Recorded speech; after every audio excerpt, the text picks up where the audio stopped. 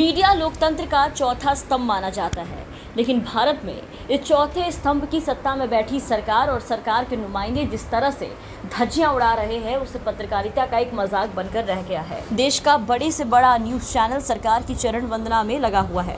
अपने मालिक जो कि कहीं कहीं सत्ता में बैठे राजनेता ही हैं, उनकी आज्ञा का पालन करते हुए पत्रकारिता को ज़्यादातर पत्रकार आज भूल बैठे हैं। लेकिन जो पत्रकार निडरता से सच्ची पत्रकारिता करना चाहता है, उसकी आवाज़ को या तो दबा दिया जाता है या फिर इनाम से इन्हें गोली से नवाज दिया जाता है। ऐसा ही एक मामला योगी आदित्यनाथ के राज्य उत्तर प्रदेश से सामने आया, जहां योगी जी के दारोगा साहब पत्रकार को धमकी देते हुए नजर आ रहे हैं। दारोगा जी कह रहे हैं, जो उखाड़ना है उखाड़ लो, मेरा कुछ नहीं कर सकते। सबसे पहले आप इस वीडियो को देखिए। ये कि मैं को तो मेरी कुछ उखाड़नी नहीं है, तो मेरी भी इस बात की धमकी नहीं दे और मैं आपको उखाड़ के जाऊंगा। तो उखाड़ देना।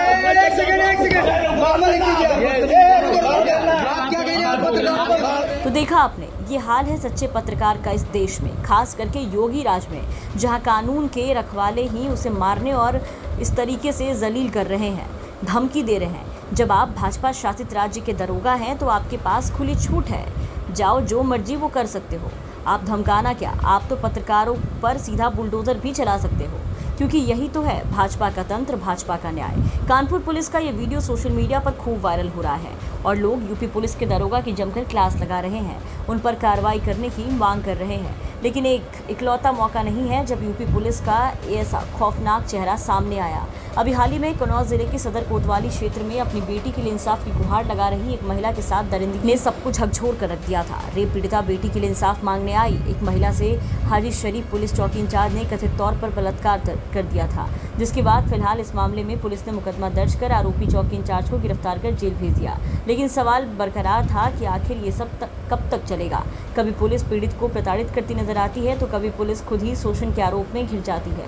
विपक्ष इसे लेकर सरकार पर लगातार हमलावर है, लेकिन सरकार इस मामले पर ध्यान देने के बजाय अपने आंकड़ों के जरिए एक अलग तस्वीर पेश करने की कोशिश कर रही है।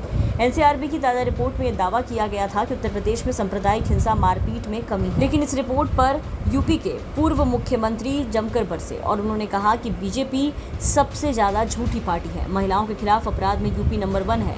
यहाँ हर दिन 10 दिन में थाने में किसी न किसी की मौत की खबर सामने आ जाती है। उन्होंने यूपी पुलिस पर गंभीर आरोप लगाए, लेकिन इसके बावजूद ना ही यूपी पुलिस और ना ही भाजपा सरकार हरकतों पर इनकी कोई लगाम लगी।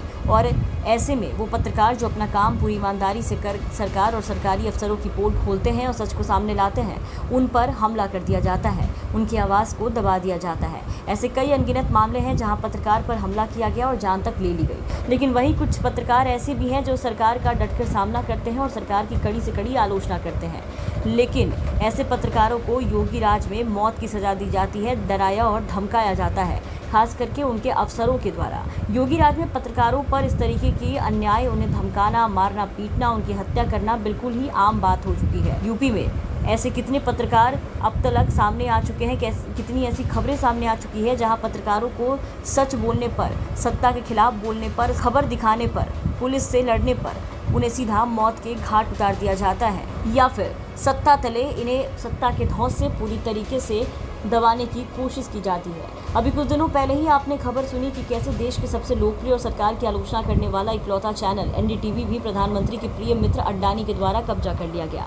इस खबर ने खूब तूल पकड़ा और इसके बाद से ही सरकार के साथ अड्डानी की भी आलोचना हुई। इस तरह न्यूज़ चैनलों को खरीद लेना, उन पर कब्जा जमा लेना सरकार को कितना फ़ायदा होता है, ये बात सभी जानते हैं, क्योंकि चुनाव के दौरान यही सारे चैनल ही भाजपा की छवि को सुधारने और जनता को भ्रमित करने का काम करते हैं और इससे सरकार को खूब फ़ायदा भी होता है।